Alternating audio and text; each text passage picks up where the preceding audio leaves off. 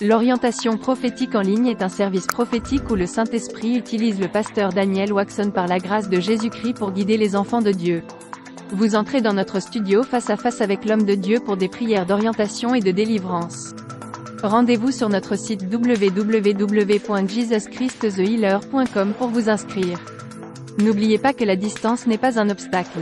Jésus-Christ vous aime. Rejoignez notre studio sans rien installer. À très bientôt. Thank you, Lord Jesus Christ. Thank you, Lord Jesus Christ. Shalom ma soeur, shalom mon frère, shalom, shalom. Je vous salue dans le nom de notre Seigneur Jésus-Christ de Nazareth. L'Éternel Dieu, il est bon.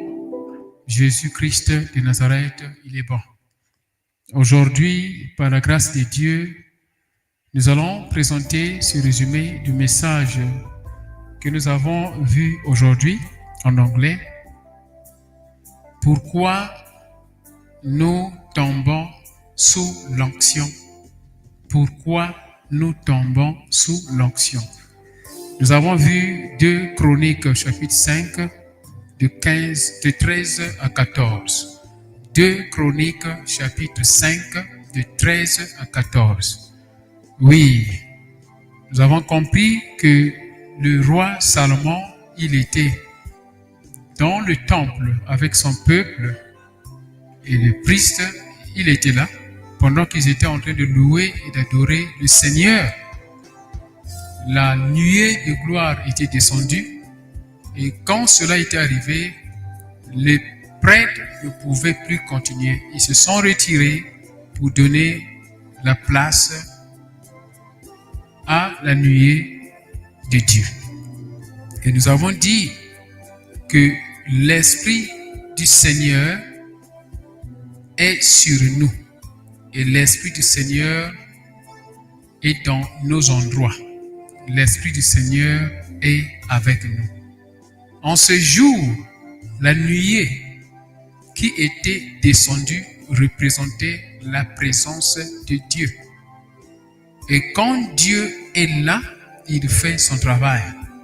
Voilà pourquoi les prêtres s'étaient retirés pour donner la place à Dieu de faire son travail. Et le peuple d'Israël était délivré, ils étaient guéris, ils étaient bénis. Dieu était en train de faire son travail. Au temps présent, nous voyons donc le Saint-Esprit qui fait son travail. Le Saint-Esprit, c'est la présence de Dieu. Nous devons toujours aimer la présence de Dieu. Jésus-Christ de Nazareth, il a dit, l'Esprit du Seigneur est sur moi parce que Dieu m'a oint. Donc l'onction, c'est une puissance qui nous permet de faire le travail. L'onction, c'est une puissance qui nous permet de faire le travail de Dieu. L'onction de Dieu, c'est la présence de Dieu qui nous permet de faire l'œuvre de l'Éternel. Si nous n'avons pas l'onction de Dieu, lorsqu'on échoue d'avoir l'onction de Dieu, on fera confiance aux gens tout autour de nous, souhaitant qu'ils puissent nous motiver pour faire le travail. Voilà pourquoi on a dit que si on est en train de faire le travail de Dieu, à cause des gens qui sont tout autour de nous, on n'arrivera pas à faire ce travail lorsque ces gens ne seront pas là. Mais si on a été appelé par Dieu pour faire l'œuvre de l'Éternel, on continuera à le faire, même si les gens ne sont pas en train de nous soutenir. L'onction de l'Éternel qui est avec nous, nous aidera à continuer à poursuivre l'œuvre de l'Éternel. Lorsqu'on échoue d'avoir l'onction du Seigneur dans l'œuvre de l'Éternel, on s'attendra à ce que le monde puissent nous applaudir pour continuer à faire le travail de Dieu. C'est ça le défaut. Mais si nous avons l'onction de Dieu, même si le monde ne nous soutient pas, même si le monde ne nous applaudit pas, on continuera à faire le travail de Dieu. Élisée le prophète, il était avec son serviteur.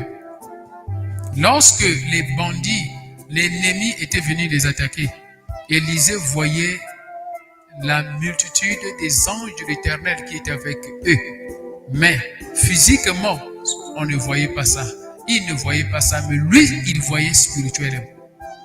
Voilà pourquoi son serviteur, il s'agitait. Mais gloire au Seigneur, Dieu avait ouvert les yeux de son serviteur et il avait vu tout un bataillon des anges de l'Éternel qui étaient là. Regarde bien ma soeur, mon frère. L'onction du Seigneur a toujours été là pour nous aider. L'onction du Seigneur a toujours été là à tout moment. Lorsqu'on rate un accident, le réflexe que tu vas avoir pour échouer, pour virer à gauche ou à droite afin d'éviter cet accident-là, ce réflexe-là, c'est l'onction du Seigneur. L'onction du Seigneur te permet de faire quelque chose que toi-même, tu ne pouvais même pas faire, considérant ta connaissance ou ton expérience.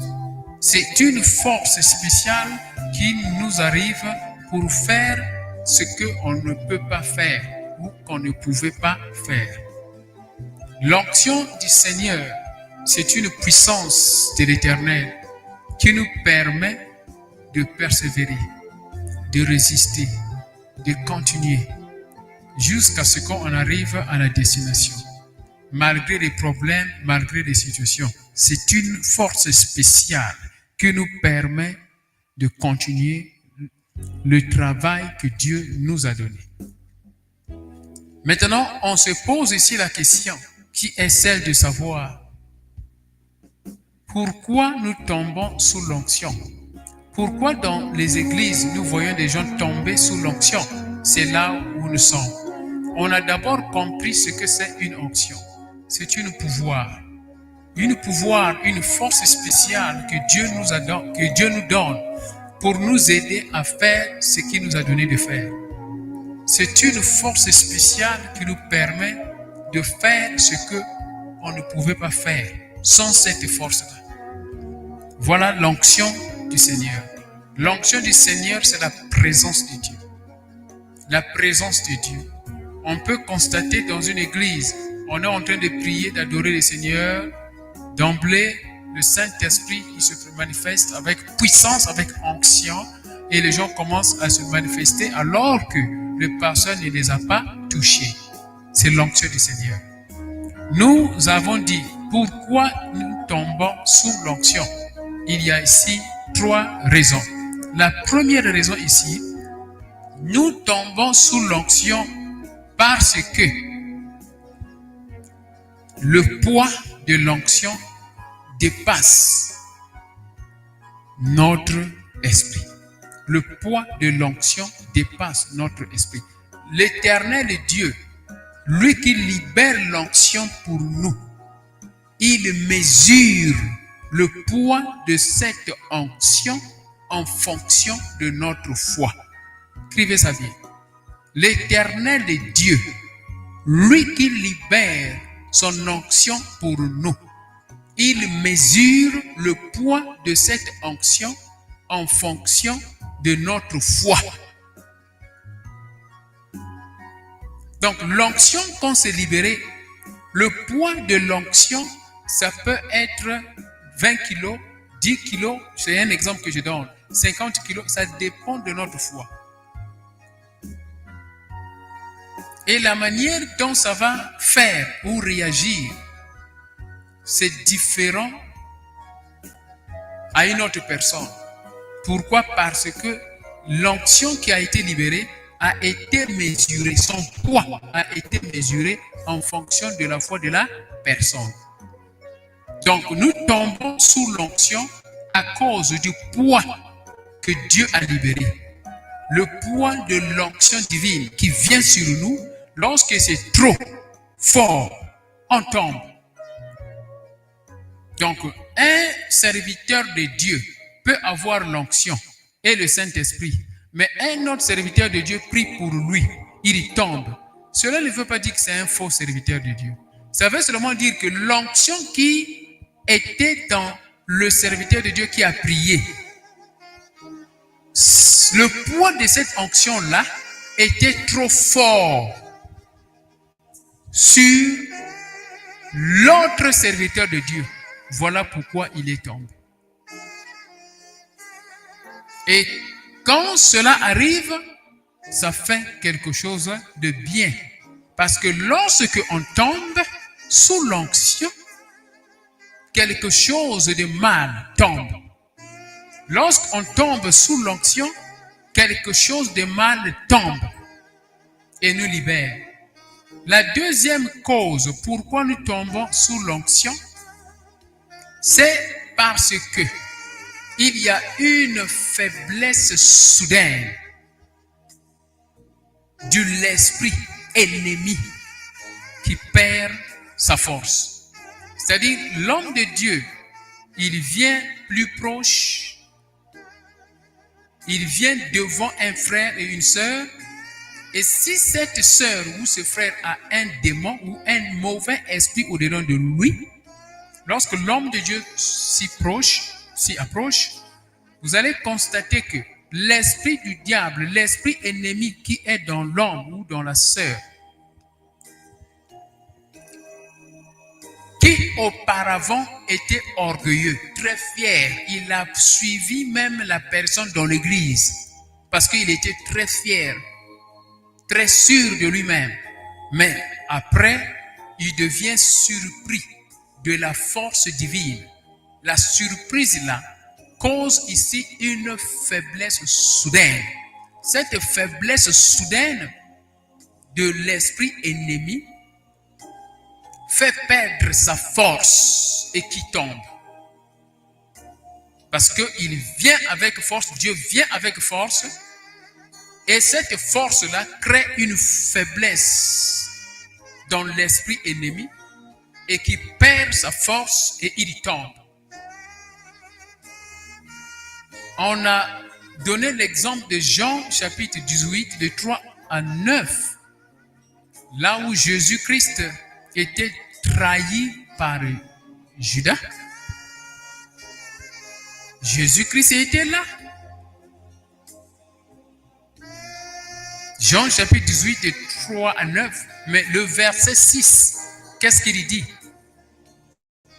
Quand Jésus-Christ a dit, me voici la personne que vous cherchez, me voici. Quand il a dit ça, les gens qui étaient venus l'arrêter se sont reculés et ils ont tombé.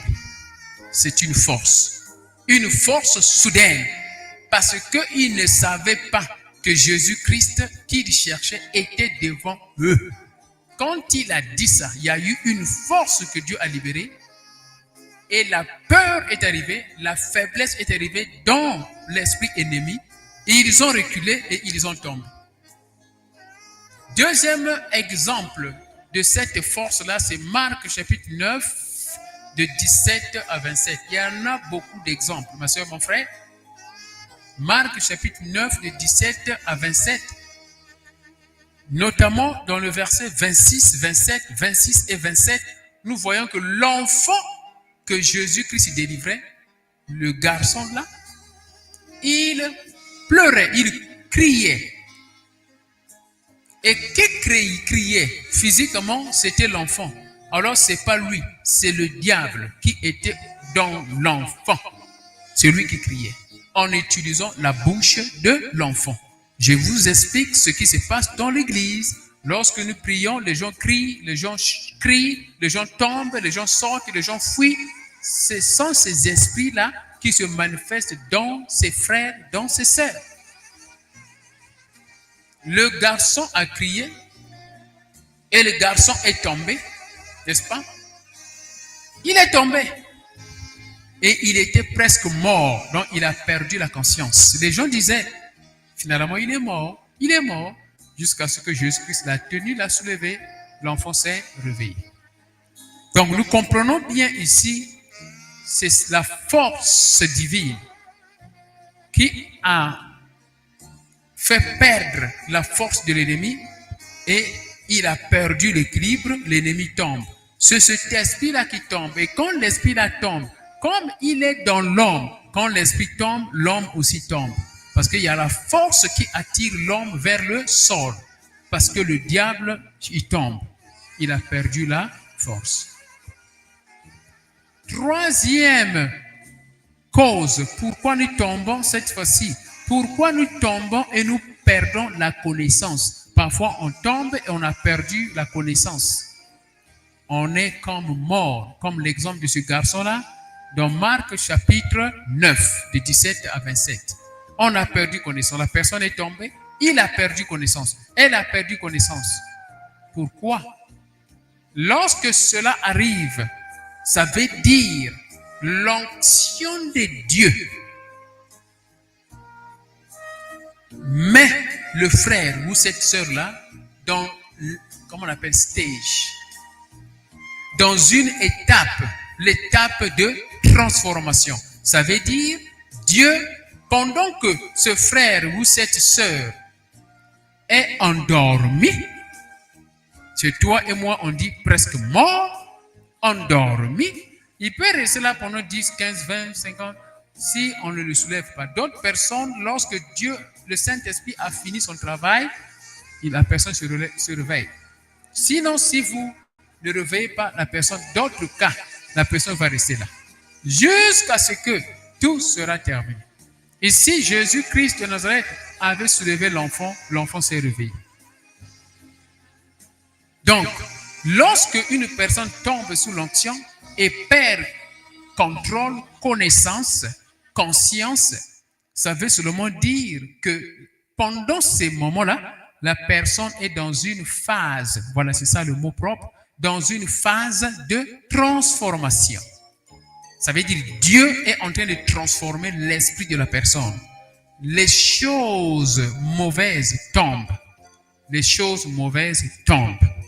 Et Dieu met des bonnes choses dans la vie de la personne. Le mauvais comportement, le mauvais caractère, ça tombe.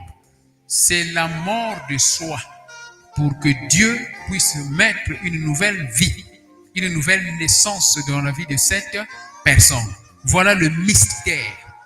Mais nous devons comprendre ici pour terminer que Dieu, il le fait parce qu'il nous aime. Le diable aussi le fait. Il y a des agents du diable qui ont leur puissance qu'ils ont eue dans le monde des ténèbres, juste pour faire tomber les gens. Ils font tomber des gens par des outils, par des objets ou quoi là, et ces gens-là, ils tombent. Vous pensez que c'est Dieu qui fait ça, alors c'est le diable qui fait tomber ces gens-là. Parce que dans le monde des ténèbres, il y a la compétition, il y a la concurrence. Le diable, il travaille avec jalousie, compétition, et il n'y a pas d'amour dans la vie du diable. Il y a la compétition entre eux. Donc, quelqu'un qui est dans le monde des ténèbres peut avoir une puissance 15 comme exemple, et une autre personne a une puissance 50. Celui ou celle qui a la puissance 50, quand il sera devant le diable, le démon de la puissance 15, il aura l'autorité de chasser le démon 15 parce que lui, il est démon 50. Donc, il va dire au démon 15 de sortir. Voilà. Et le démon 15, il sort. Lui, le démon 50, il rentre. C'est ça ce qui se passe. Ils ne sont pas contre leur royaume, mais ils sont là dans la compétition. Qui sera le premier? Qui va beaucoup plus gagner? Voilà pourquoi ce même esprit du diable, c'est l'esprit du Caïn, qui est un esprit de jalousie et de compétition. Dans ce monde, nous voyons des gens, il a travaillé, il a son argent, mais il va envier encore un autre. Lorsqu'il rentre dans la maison d'un frère, d'une sœur, il regarde à gauche, à droite, il commence à comparer avec sa propre maison. C'est ça l'esprit du diable. Et il se sent dans la joie lorsqu'il a compris que sa maison est plus belle que la maison de son frère ou de sa sœur qu'il vient de visiter. Il est à l'aise. Lorsqu'il vient, il comprend que cette maison est plus propre que la sienne. En ce moment-là, il est mal à l'aise. C'est ça l'esprit du diable. Le monde de ténèbres, il fonctionne comme ça. Il y a la compétition, il y a la jalousie. La compétition, la jalousie. Le diable, il fonctionne comme ça. Donc, ces démons-là, ils sont comme ça. Ils sont comme ça. Il y a la compétition entre eux. Il y a le plus fort et le moins fort. Mais le plus fort, il peut chasser le moins fort. Et ce démon-là qui est moins fort peut être le démon d'une maladie. Et quand ça sort, une autre maladie va rentrer. Quelle est cette maladie-là? C'est la maladie du démon qui est fort. Donc, c'est ça le secret du monde de ténèbres. Comment savoir que l'onction qui m'a fait tomber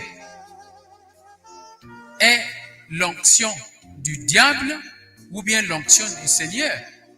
La différence ici, ma soeur, mon frère, c'est la paix. On a dit la paix. À la fin de cet exercice de délivrance, la personne qui était sous l'onction va constater une différence paisible, une différence de paix, une différence dans son corps, dans son âme. Il y a quelque chose au-delà de lui. Il va constater qu'il y a quelque chose qui a changé. Mais la clé, peuple de Dieu, c'est la paix.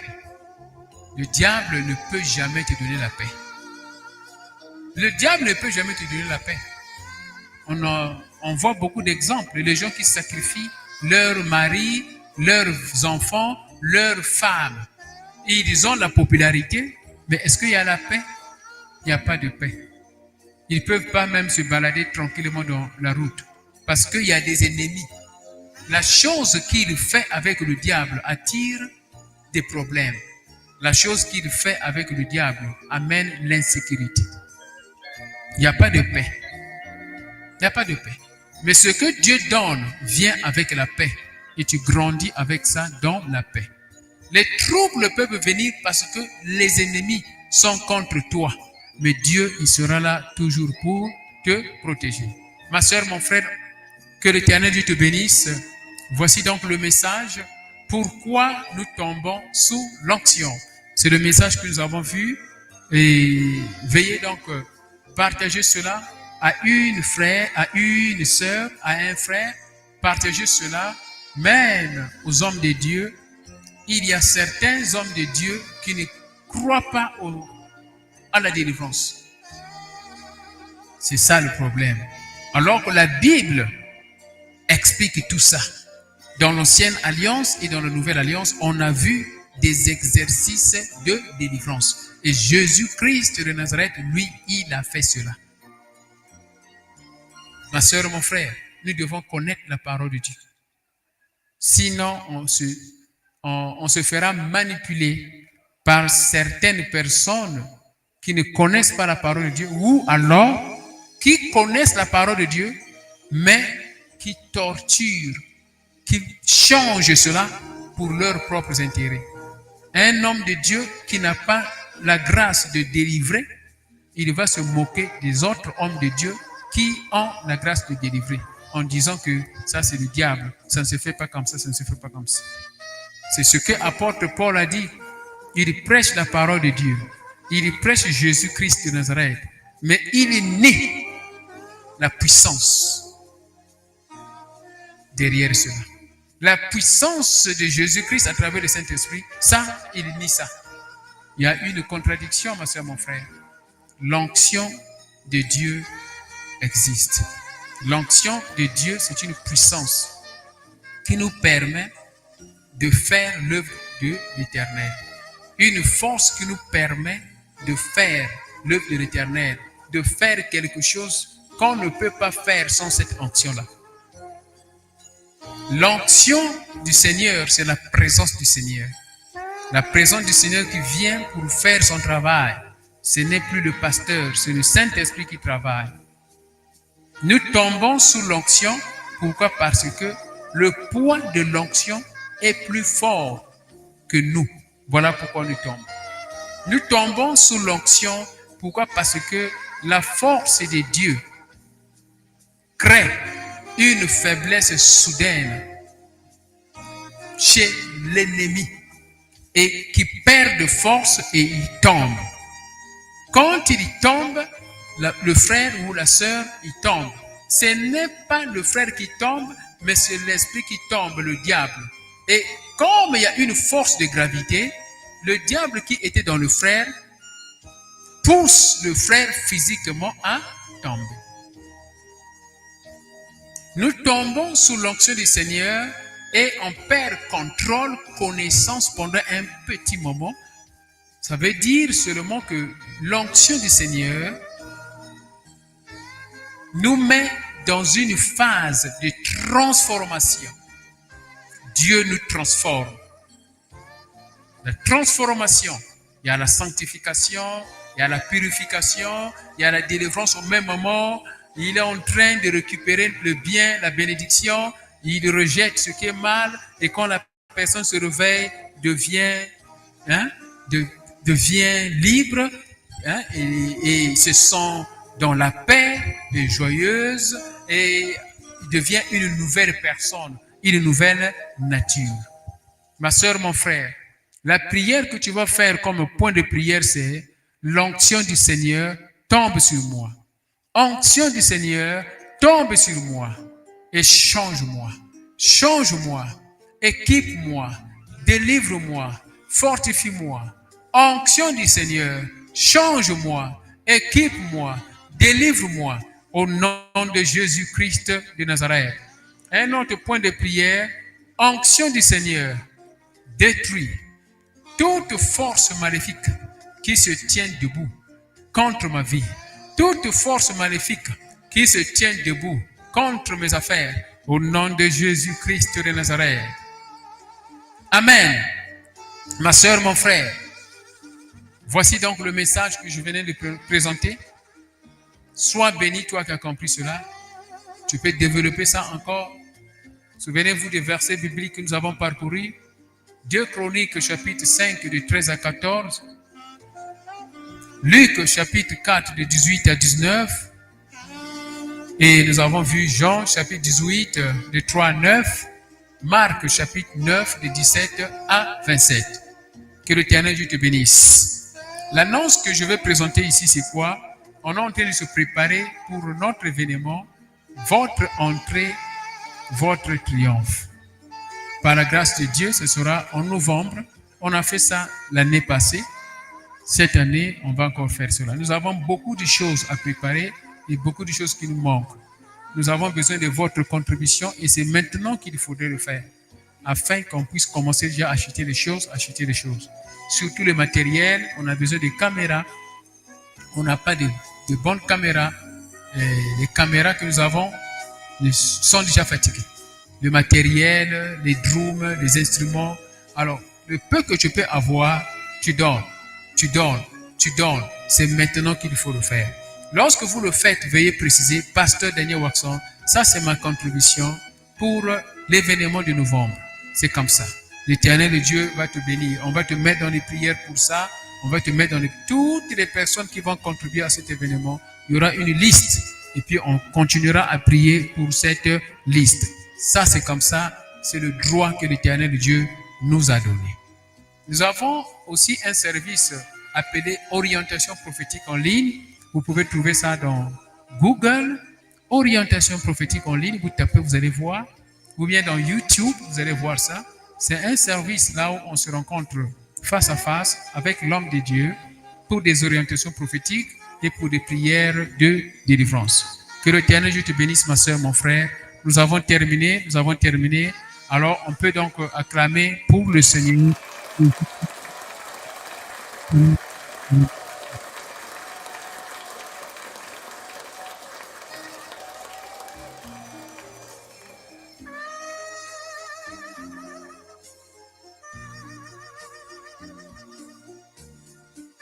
Begin to touch, begin to touch, begin to touch, begin to touch, begin to touch. Oh, in the name of Jesus Christ. Yes, oppression of the heart, oppression of the vein, oppression of the vein, oppression of the vein, oppression of the heart, oppression of the heart. In the mighty name of Jesus Christ of Nazareth. Yes, Lord. Yes, Lord. Yes, Lord. Yes, Lord. Yes, Lord. Yes, Lord. Yes, Lord. Yes, Lord. Thank you, Lord. Thank you, Jesus Christ. Thank you, my brother. Be connected. My brother, what's happening to you? Yes, speak. What's happening to you? Yes, speak. I'm relieved. What's happening? Yes? I feel new, like my body. Yes, speak. No more pains. I have a big pain. I don't have it anymore. Hallelujah. Oh, thank you, Jesus. Yes, Thank you, what Lord. else? Oh, What thank you, else? Jesus. What else have you noticed? What else? What else have you noticed? Sorry? What else? What else? That's all. The pain is gone. Yeah, the pain is gone. I don't know about heart because sometimes it takes time to feel pain. Thank but you. I have a big pain. Oh, thank you. Hallelujah. I did not touch you, my brother. I did not touch you. Yeah. It's the Holy Ghost is touching, isn't Thank it? you. Thank you. We, hallelujah.